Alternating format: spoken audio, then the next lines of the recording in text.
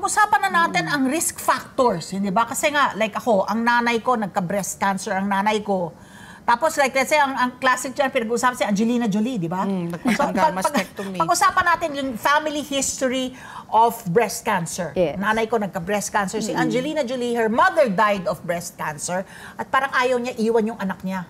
No, yung mga anak. So what she did, she underwent a test na matukoy na may gene na magkaka-breast cancer ka. So, inunahan na niya, pinatanggal na niya yung mga suso niya, tapos I'm sure nagpa-reconstructive breast surgery yan. So, let's talk about family history. Namamana ba yan? Pag sa pamilya mo may breast cancer, ikaw yung risk mo tumataas? Yes, tumataas po ang risk if you have family history of breast cancer, even other types of cancer like pancreas or ovarian cancer, it will raise your risk of having breast cancer. But it doesn't mean na kung wala kayong family history ay hindi ka na magkakaroon. Based sa population po na nagkaka-breast cancer, 65 to 75% po nito ay sporadic or random. So kahit wala kang family history, pwede pa rin magkaroon ng chance of having breast cancer. So, doktora, fact or fiction na, yung mga haka-haka, pag mas malaki ang boobs mo daw, mas susceptible ka.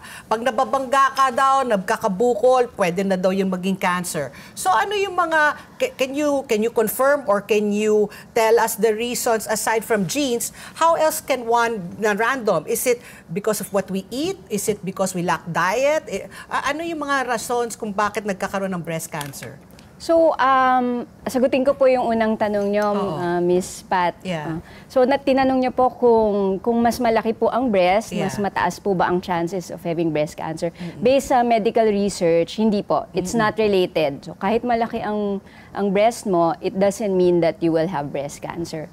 May mga tinutukoy po tayong risk factor that will make you have a higher risk of having breast cancer. Kasama po sa mga risk factors ang advancing age, ang prolonged exposure to estrogen.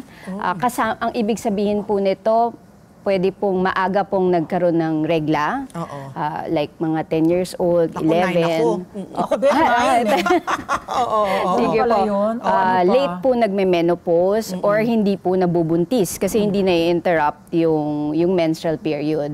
Another risk factor po is paninigarilyo, pag-inom ng alak, yung obesity po or due to unhealthy lifestyle po, hindi nag-exercise. Pagkakaroon ng history po ng radiation or na radiotherapy po sa dibdib.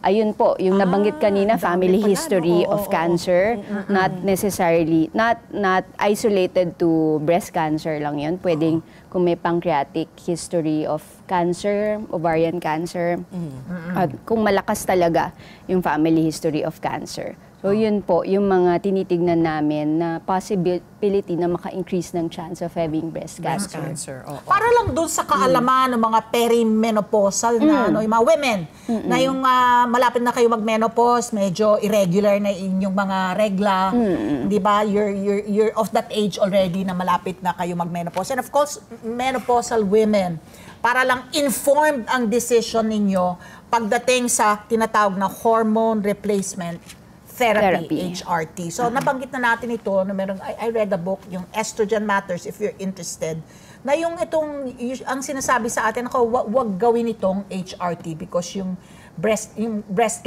for breast cancer nga, ito nga, prolonged use ng hormonal therapy. So ako personally, hindi nga ako nag-HRT dahil alam ko yung nanay ko nga nag-breast cancer. But sabi ko nga ganun, kung maibabalik ko yung panahon, nag-HRT ako. So, I don't know, kung hindi kayo nag-absent, meron na tayong ibang mga na-feature na ibang doktor with different specialization.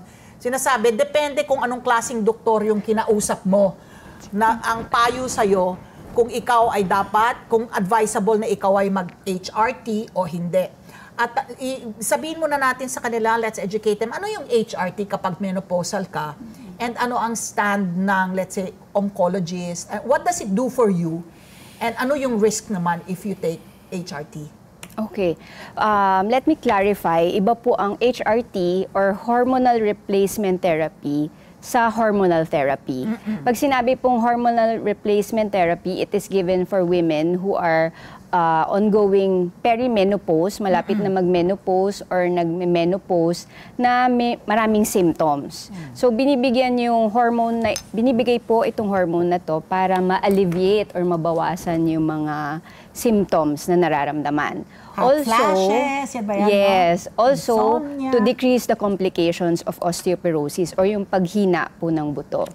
What I say to my patients po, kasi it's always case to case, titignan po namin yung patient's profile, ano po yung mga sakit niya, ano yung risk factor niya for having breast cancer. So it always boils down to, does the benefit outweigh the risk? Yes. So yun po yung titimbangin namin.